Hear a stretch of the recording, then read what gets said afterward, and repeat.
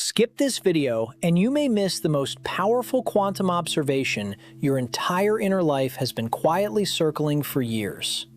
Not because these words carry some hidden force over you, not because missing this will cost you anything you can hold in your hands, but because something in you, something underneath the noise, underneath the plans and the doubts and the daily rhythm of moving through life, that something already recognized the title before your mind had time to explain why.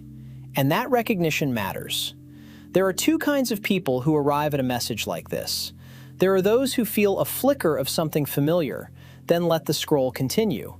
Not out of laziness, but because the discomfort of almost remembering something is sometimes harder than simply moving on. And then there are those who stay, who breathe, who let the door open, even slightly, even slowly.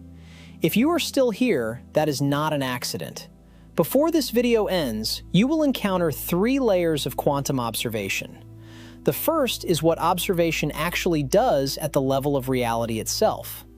The second is how your personal observation has been silently shaping your world without your permission. And the third, the one most people never quite reach, is how to step into a completely different mode of seeing. Not as a belief you must adopt, not as a technique, as a recognition. Let us begin. I'm Daniel, and this is Gnostic Talk. And I want to start with something that, when I first encountered it, genuinely stopped me mid-sentence while reading late one night. I had to put the book down and just sit with it. The idea was this.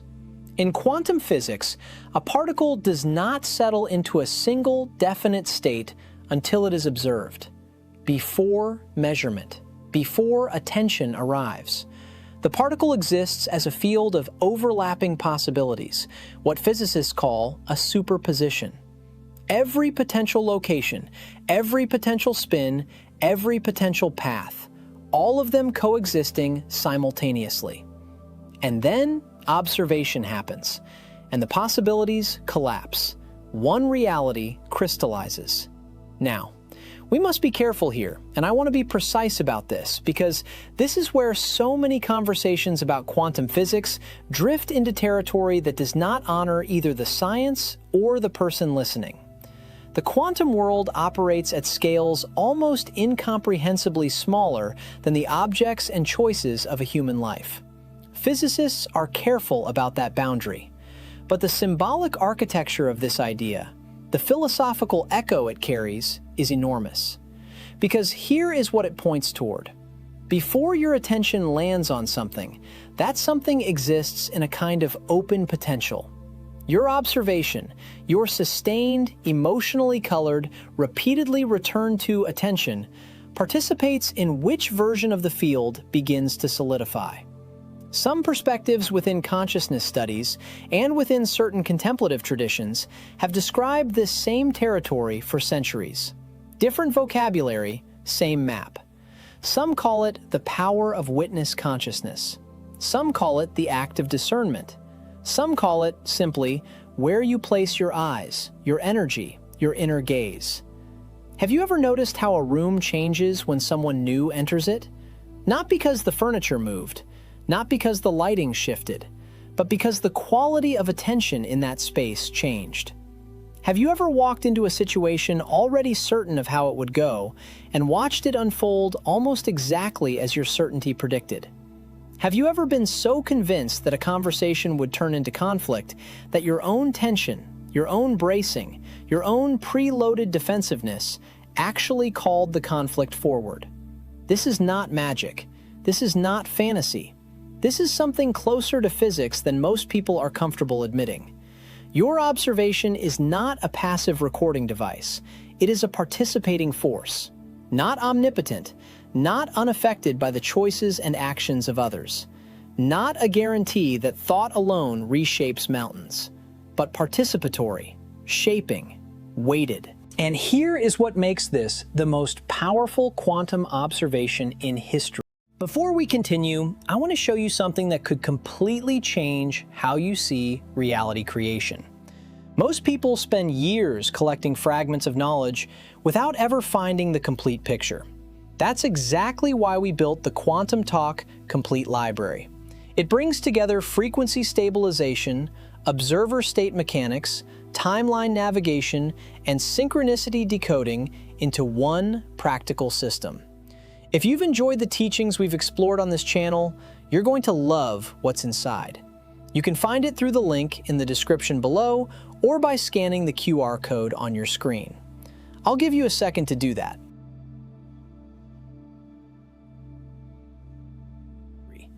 Not as a laboratory finding, but as a lived recognition. Most people walk through their entire lives observing from inside a fixed story. A story that was handed to them before they were old enough to question it. And that story determines which possibilities they even perceive as available. Not which possibilities exist, which ones they can see. Take a slow breath here. Let your shoulders drop slightly. Feel where your attention is right now. Not where it should be, where it actually is. Because the first layer of quantum observation is this: you are always observing. The question is never whether your observation is shaping reality. The question is whether you are doing it consciously. Your observation is the hidden doorway, and most people are standing on the threshold, arguing with the door. Now let us go deeper, because the first layer, what observation does to the fabric of reality, is fascinating. But the second layer is where this becomes personal, where it stops being philosophical and starts being the specific shape of your specific life. I spent 3 weeks going deep into research on something called the observer effect, as it applies not just to particles, but to perception itself. How the brain's predictive architecture literally filters incoming information through the lens of what it already expects to find. And what I discovered shifted something in how I understand my own patterns. Here is the core of it. Your nervous system is not a neutral camera. It is a prediction machine. From the moment you wake up, your brain is not waiting to see what the world offers. It is generating a model, a forecast of what the world is about to be. And then it filters the incoming data to confirm that model. This is not a flaw. This is efficiency, survival. The brain doing exactly what it was shaped by millennia of evolution to do. But here is where it becomes either a gift or a cage. If the model your brain is running was built from experiences of lack, of rejection, of danger, of unworthiness, then that model is your observation. And your observation is what participates in collapsing the field of possibility around you. Not by magic, by attention, by selective perception, by the choices that feel available or unavailable based on what the model allows you to see. Have you ever received a genuine compliment and immediately searched for what was wrong with it?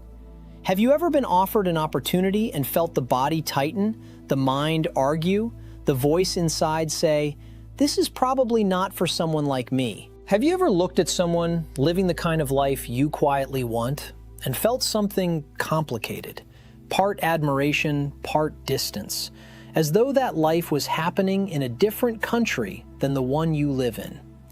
That is not weakness. That is an old observation running on automatic. Pattern becomes identity. Identity becomes the life you keep rehearsing. And here is what makes this layer so important.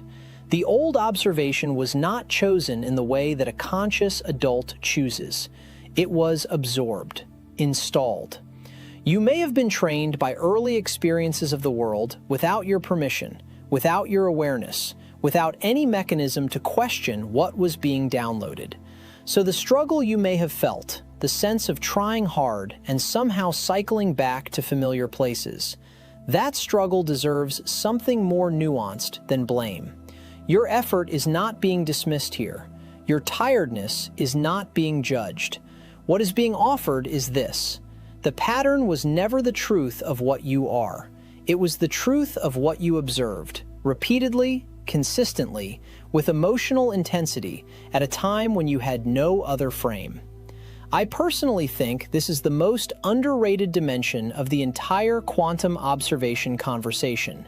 Not the particle physics, as extraordinary as that is, but the recognition that each of us is walking around with a preloaded observational lens that is literally filtering which version of reality we are able to perceive, interact with, and participate in creating. And that lens can change, not through force, not through willpower applied like pressure to a closed door, through something more fundamental, through noticing the observation itself. Because the moment you can see the lens, you are no longer only looking through it. You have stepped, however slightly, into a new position, a new observation. And a new observation begins to participate in a new collapse of the field.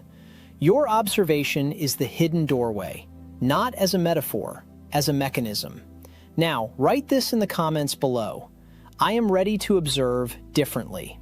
Write it slowly, not as performance, as an intention placed into language, because language, spoken or written with awareness, is itself a form of observation. And now, the layer most people never quite reach, not because it is hidden behind complexity, but because it requires something the mind tends to resist: the willingness to observe the observer. This is where the quantum insight and the oldest wisdom traditions converge on the same coordinate. In contemplative practice, across traditions that have no geographic or historical connection to each other, there is a consistent recognition. Before we continue, some of what I've learned simply never makes it onto YouTube. That's why we have Insights Academy, a free newsletter where I go deeper into hidden knowledge, ancient wisdom, metaphysics, and the nature of consciousness, the knowledge we don't share in these videos. And when you sign up, you'll receive the Kybalion as a welcome gift. You'll find it through the link in the description below or by scanning the QR code on your screen. I'll give you a moment to do that.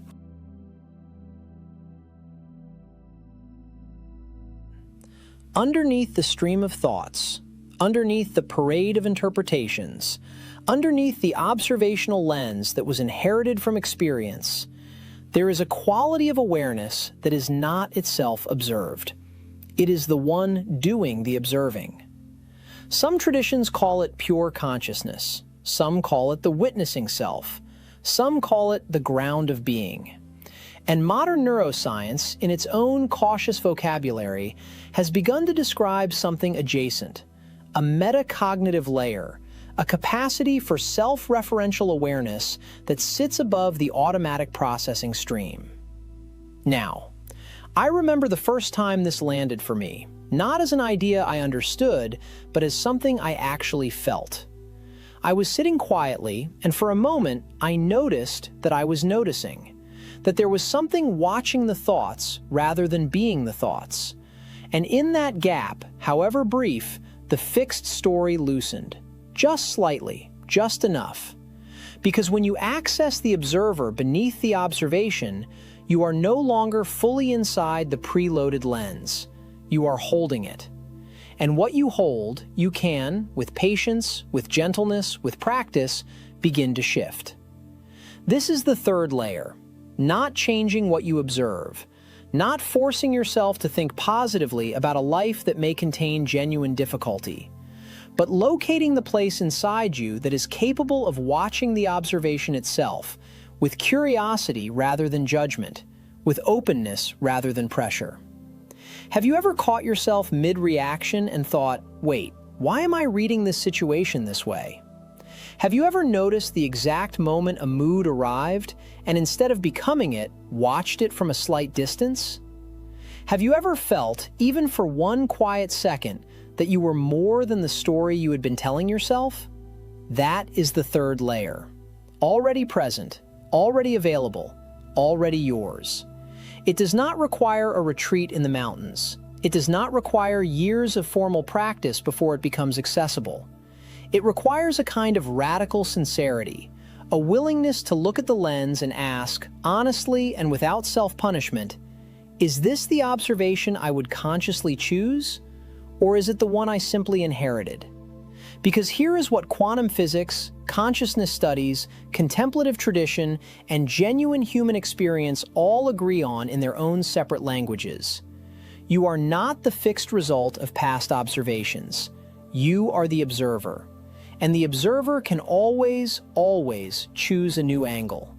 Not dramatically, not with pressure, but gently, precisely, consistently. A new observation does not collapse the old world overnight, but it begins immediately from the first genuine moment of awareness to participate in a different field. A field where different possibilities are visible, where different choices feel real, where a different version of the life you came here to live begins to crystallize from the superposition of everything you have not yet allowed yourself to see. Your observation is the hidden doorway, and you have always had the capacity to step through it. Take a slow breath now. Let your shoulders soften. Feel the space behind your eyes. Notice the screen, the sound, the room, your breath, your body. And notice, for just one moment, the one who is noticing. That is the observer. That is where this begins. Soon, you will see how to make this practical, how to take what you have recognized in these 3 layers and anchor it into the specific texture of your daily life, your relationships, your sense of what is possible for you from this point forward. But first, if something in these first 3 layers has landed for you, if something has shifted even slightly in how you are holding your own observation, subscribe to this channel now and turn on the bell so the next layer finds you when it arrives. Not to feed an algorithm, but because a moment of awareness, like a flame, deserves to be protected rather than abandoned to the scroll. And so now, the question that matters most, not what you have understood, but what you will do with what you have understood. Because here is what I have seen, in years of sitting with these ideas, returning to them, testing them against the texture of my own life. The gap between insight and integration is where most people quietly disappear. They feel the recognition, they sense the shift, and then the day continues, the notifications return, the familiar voice inside resumes its familiar commentary, and the flame, unprotected, goes out. I want to speak honestly about this, not to discourage, but because you deserve honesty more than you deserve comfort.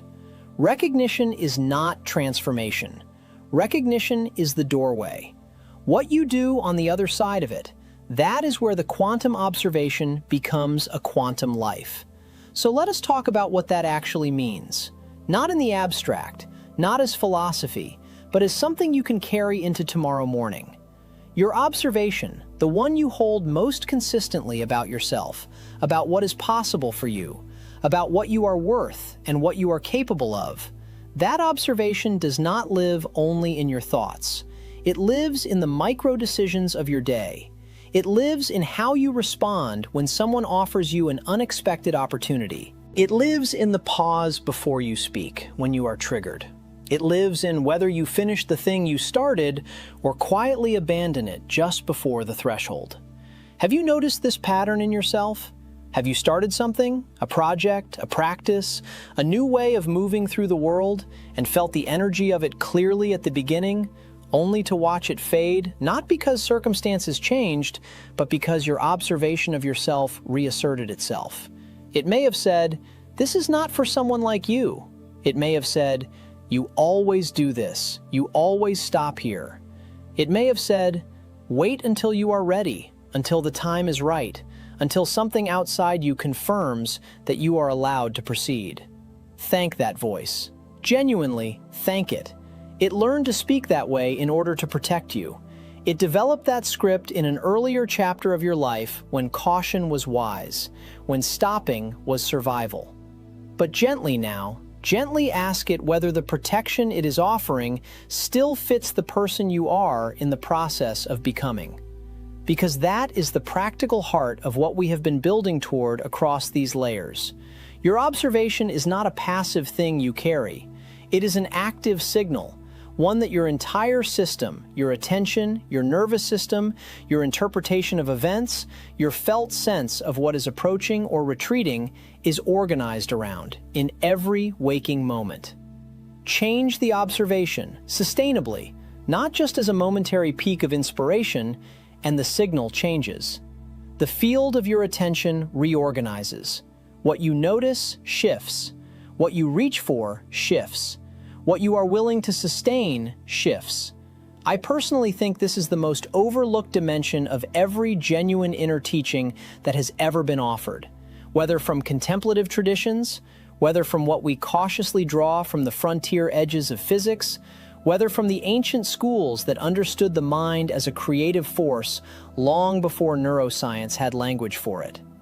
The emphasis is almost never on a single transformational moment.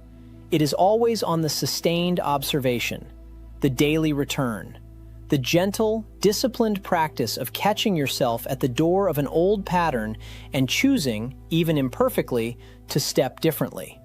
I spent weeks sitting with exactly this question while preparing what became this series of conversations.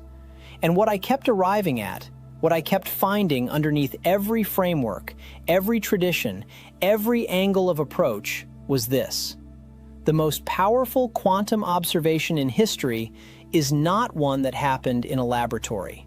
It is not recorded in a physics journal. It is the one that happens inside a human being who finally sees themselves not as the fixed outcome of everything that has already occurred, but as the living, breathing point of origination for what has not yet happened.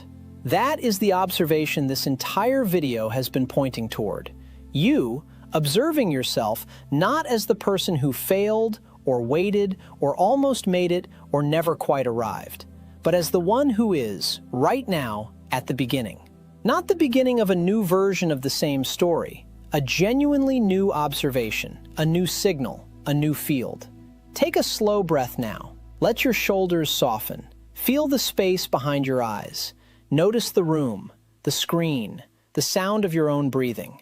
And ask yourself, quietly, without pressure, what is the one observation of yourself you are most ready to release? Not because it was wrong to hold it, but because you have grown past the version of you who needed it. Write your answer in the comments below. Not as performance, not to be seen, but to make the recognition real, to give it weight, to anchor it in language so that something in you knows, this time, the observation changes. And share this video with one person, just one, who you sense is standing at the same threshold. Not because they need to be fixed, but because some recognitions are easier to carry when you know someone beside you is carrying them too. I'm Daniel, and this is Gnostic Talk. The observation has always been yours. It is still yours now. What you do with it, that is where everything begins.